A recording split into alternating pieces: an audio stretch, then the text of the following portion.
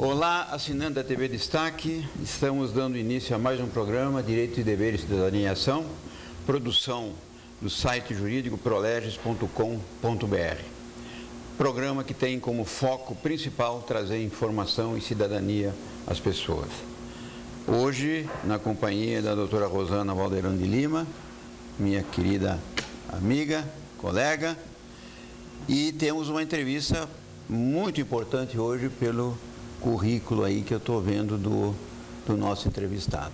Gostaria que você fizesse, então, a apresentação. Bem-vindo ao programa e vamos lá para o nosso telespectador. Vamos lá, doutor Clóvis. Bom, primeiro um olá, né, o nosso assinante da TV Destaque, o pessoal que nos acompanha pelo d11.com.br também. Nós temos hoje uma figura muito ilustre, né? Eu já tive a oportunidade de convidá-lo para outros, né, eventos. O professor sempre muito disponível, quero por isso agradecer em público. E eu estou falando do doutor Fernando de Pinho Barreira, perito criminal. Melhor colocar o óculos, né, professor, porque a gente pode cometer aqui uma gafe. Fernando de Pinho Barreira é perito criminal, especialista em direito digital, que está muito na moda hoje. Membro da Academy of Criminal Justice Science. Acho que é isso. Especialista em direito de autor e sociedade da informação. Bacharel em direito, analista de sistemas e administrador de empresas. Dr. Fernando também é membro da The British Society of Criminology e, dentre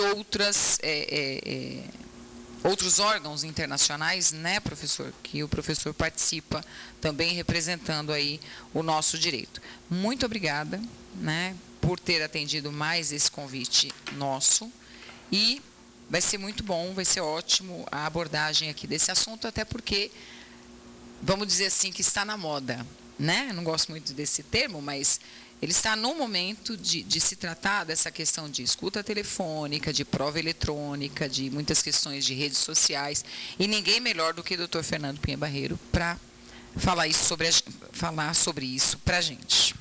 Bom, eu vou passar para o Dr. Fernando para as considerações iniciais e logo em seguida para o Dr. Clóvis para a primeira pergunta. São muito gentis, é um prazer estar com vocês. Foi ainda mais gentil na minha qualificação. Nós estamos sempre à disposição, é muito bom falar, é uma oportunidade e é interessante, não acho que a expressão é fora de propósito, realmente essas questões estão na moda e o direito tem de ir até as pessoas, a perícia também, e explicar o que são essas coisas que nós nos deparamos, né? É grampo ou é escuta telefônica? É quebra de sigilo ou é simplesmente vazamento, né? Essas questões merecem ser explicadas de uma maneira mais prática. Muito bem. Doutor Fernando, bem-vindo então, muito bom tê-lo conosco. E eu vou colocar a seguinte questão para nós iniciarmos a nossa conversa. Os advogados, de uma forma geral, estão acostumados a lidar no dia a dia com a prova documental, com a prova pericial, com vistorias, né? Com depoimentos. Cálculos, né? E, de uma hora para outra, a gente está se defrontando com uma nova realidade. Começando que o processo já é eletrônico, então já passamos naquela fase do só papel, né? E dentro do processo eletrônico, parece que as coisas caminham juntas, né? Estamos todo dia sendo bombardeados por informações. Houve uma lesão, houve uma fraude via internet, via sites de relacionamento, E aí, isso é uma prova eletrônica. E é difícil, às vezes, de se entender como é que ela funciona. E qual é a validade, como é que nós vamos arrancar a certeza daquela prova para formar a convicção. Então, eu gostaria que você fizesse um apanhado sobre isso e a importância dessa validade da prova eletrônica no dia a dia do processo. O colocou muito bem. Na verdade, hoje as relações elas já acontecem de maneira virtual, né? Relação jurídica, isso não é novo, a compra virtual, né? Hoje é um modelo bastante usual, Nós temos as reservas de hotéis, temos uma série de elementos em que o conjunto probatório, para poder se buscar uma resposta a um direito não atendido, vai ser pelo meio digital. Nós temos, o senhor bem mencionou o PJE, né, o processo hoje é eletrônico, e aí começaram-se a se levantar algumas questões. Nós chegamos a ajudar nesse empenho muito grande que fez a OAB em trazer o processo digital através do Departamento de Cultura e Eventos, trazer um pouco mais clareza e acompanhamos até a evolução do sistema. Então nós começamos a nos deparar com alguma coisa, quando a prova física vira um obstáculo para virar digital. Eu tenho uma planta muito grande e aí tenho que depositar isso em cartório. Eu tenho um áudio, que agora você já consegue juntar, mas antes eu precisava transcrevê-lo e juntá-lo na ação. Uma né? ação de uso capião, por exemplo. Por exemplo, uma área, eu tenho que contratar um perito, ele faz uma medição e consegue se juntar. O interessante é que, se por um lado isso é novo, por outro nós nos deparamos que não é tão diferente assim do meio usual. Ou seja, nós temos, tudo pode ser reduzido a termo e juntado. Eu tenho um vídeo, eu posso degravá-lo. Se eu tenho um áudio, eu posso degravá-lo também.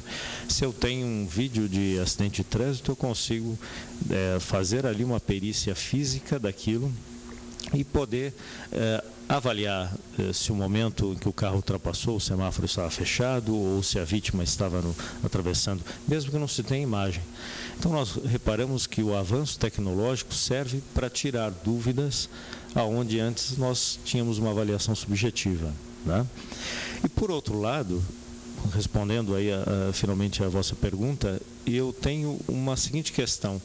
A validade da prova eletrônica passa a ser diretamente proporcional ao cuidado com que ela foi colhida, à preservação que é dada e à avaliação do perito. Então nós temos aí uma série de conjuntos, né? Você tem que chegar na cena do crime, seja ele até uma questão civil, tem que colher adequadamente, impedir que haja uma contaminação, preservar a área, né? Preservar a área e até, por exemplo, o seguinte, se a criminalística, já falando da força pública, né, se ela recolhe aquela prova e deixa num ambiente com demais provas de outros casos, será que eu não posso ter aí um acesso de uma terceira pessoa? Quando nós pegamos questões de relevância nacional, isso tem que ser tido um cuidado. Nós temos observado que a Polícia Federal, por exemplo, tem tido esse cuidado. Determinada operação tem um armazenamento separado das demais, né? Quando a gente move forças de relevância nacional, você pode ter um terceiro interessado que queira macular aquela prova. E no terceiro, a avaliação. Hoje se observa muito a perícia forense, e é uma meia-culpa que eu faço para a classe, um pouco no desencargo de consciência. Pouquíssimos peritos têm ferramental adequado para poder valorar adequadamente uma perícia forense. Seja uma questão trabalhista, em que você tem um acesso indevido no funcionário, seja uma questão de ponto eletrônico. Então, as ferramentas são muito caras, o conhecimento demora muito a ser adquirido. Então, nós vemos uma tendência de fazer um bloco dentro da ação extremamente técnico, informático, e que as pessoas se espantam com os gráficos, mas ali de conteúdo científico tem pouquíssimo. Então, a validade da prova vai depender desses 3 itens: colheita, preservação e análise adequada. Muito bem. Interessantíssimo isso. Nós falávamos um pouquinho antes do início da entrevista sobre os profissionais, o número muito reduzido, né, de pessoas que atuam nessa área e com tanto brilhantismo, assim como o professor.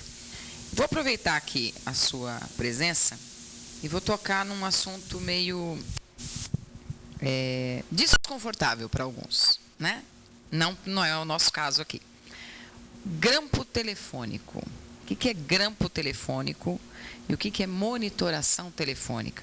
O nosso telespectador, ele ouve, ele tem acesso aos mais variados canais de informação, então agora parece que tudo virou grampo, né? Então eu queria que o senhor colocasse para a gente essa diferença, o que é o grampo telefônico e a monitoração telefônica. Perfeito. As perguntas estão sendo excelentes e bem nos pontos fulcrais, né? Na questão, em que pese o coloquial que hoje usa-se grampo, até como expressão técnica, grampo academicamente, é aquela escuta feita sem autorização. Ou seja, eu acho que o meu telefone está grampeado. Isso é uma coisa. Outra situação é a escuta, a monitoração telefônica feita, interceptação telefônica e, às vezes, telemática, feita com ordem judicial. Então, ali nada há de grampo. É só uma colheita probatória, como as demais são feitas, como é a recolha de documentos físicos, como é simplesmente uma vigilância, né? Então, tem o alvo determinado, pede-se uma autorização judicial, e isso é feito com a devida legalidade. Então, interceptação telefônica é um meio excelente, nós temos observado isso, né? Onde você consegue saber realmente a realidade não preparada, a realidade do dia a dia, através, às vezes, da escuta telefônica de um alvo com autorização judicial. Então, isso é uma prova válida, se colhida adequadamente. E a perícia tem como validar se aquele áudio, aquele vídeo divulgado, se ele sofre interrupções, se ele tem ali uma edição. Então, fazer uma edição numa prova eletrônica deixa informação que pode ser avaliada por um perito também. Isso só confirma o quanto é boa a prova de interceptação. E essa prova é válida? Sem dúvida. Porque às vezes as pessoas ficam na dúvida da validade, da invalidade. Válida e legal. Eu vou fazer um questionamento que é assim, meio que pessoal. Esse grampo, ou monitorado ou não, quando se divulga o conteúdo que se desrespeita totalmente o direito pessoal da pessoa. Não estou falando de A ou B, estou falando, pode acontecer com um de nós. Eu acho que as pessoas estão esquecendo que jogar pedra no telhado do outro é fácil. O dia que joga pedra no nosso telhado, aí nós vamos nos incomodar. Eu me incomodo muito com se desrespeitar desenfreadamente o sigilo. O senhor acha que deve haver sigilo nessa prova ou não? Qual é a sua posição como perito? Se puder responder. Não quero. Posso, não há dúvida. Perito privado pode responder a tudo, né? Nosso único compromisso é com a busca da verdade. Até porque o perito não pode mentir, né? Então, se comete o crime de falsa perícia, você pode, às vezes, montar uma peça jurídica bastante imaginosa, mas na perícia ela tem que ser, não atende a interesses, né? Essa pergunta é muito boa. Veja, enquanto prova técnica, ela não foi maculada. A escuta está ali, se ela é íntegra, se ela foi feita com autorização judicial, se ela foi preservada, colhida adequadamente e relatada, nada há em desfavor dessa prova de maneira técnica. Quanto ao sigilo, aí eu não vou responder sobre viés jurídico, vou responder sobre viés investigativo. Pode ser muito interessante ter o sigilo no interesse da investigação. Então, é óbvio que, se houvesse anunciado uma busca e apreensão, até no cível, até nas questões criminais que correm inicialmente por iniciativa privada, se você anunciasse que faria busca e apreensão, a pessoa tomaria as providências, né? O elemento surpresa é importante. Perfeito. Então, o que nós fazemos é manter o sigilo nesse interesse. Sobre o sigilo jurídico, se aquilo tem consequência ou não, aí já não me caberia avaliar. Agora, eu acho que a pedra tem que ser jogada no telhado de todos, né? O compromisso é com a verdade real. Então, quanto mais isso puder expor e deixar claro a busca da verdade, eu creio que seja bastante interessante. Eu achei interessante isso que o senhor colocou, porque, assim, normalmente, e nos últimos tempos, nós temos todos os domingos à noite uma ou outra escuta que é colocada e fica muito claro que foi com autorização judicial. Tal. Eu só vi uma preocupação maior com esse vazamento nos últimos tempos. E aí foi uma coisa interessante que o senhor fez, a colocação. A pedra tem que cair no telhado de todo mundo, ou de ninguém, né? Como o Clóvis questionou. O perigo disso, né? A problemática que envolve esse sigilo, tal. Mas eu acho que é como a gente sempre diz, né? Pau que bate em Chico, bate em Francisco.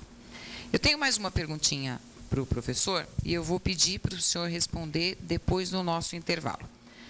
Na pergunta anterior, o senhor chegou a comentar alguma coisa sobre monitoração telemática.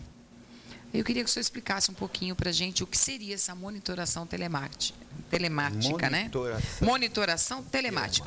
Porque o grampo e a escuta, isso já está no nosso dia a dia. Essa monitoração telemática, talvez a gente precise desse conceito nos próximos dias para entender. O telespectador precisa ficar sabendo que já ele vai começar a ouvir falar muito nisso aí. Então, eu vou pedir para o professor me responder isso depois do intervalo, ok? Clóvis, fecha o primeiro bloco? Nós estamos fechando esse primeiro bloco. Lembrando ao telespectador que o nosso programa é reprisado terça-feira, às 7h30, né, período da manhã, e pode ser assistido em tempo real na TV, pela internet, desculpem, d11.com.br. A TV Destaque é uma TV local, mas o programa é transmitido em tempo real pela internet. E todas as nossas entrevistas, né, são colocadas no site proleges.com.br. Só clicar lá no link TV Proleges que o telespectador poderá acompanhar todas as entrevistas sobre todos os temas que nós discutimos semanalmente. Vamos a um breve intervalo e voltamos já.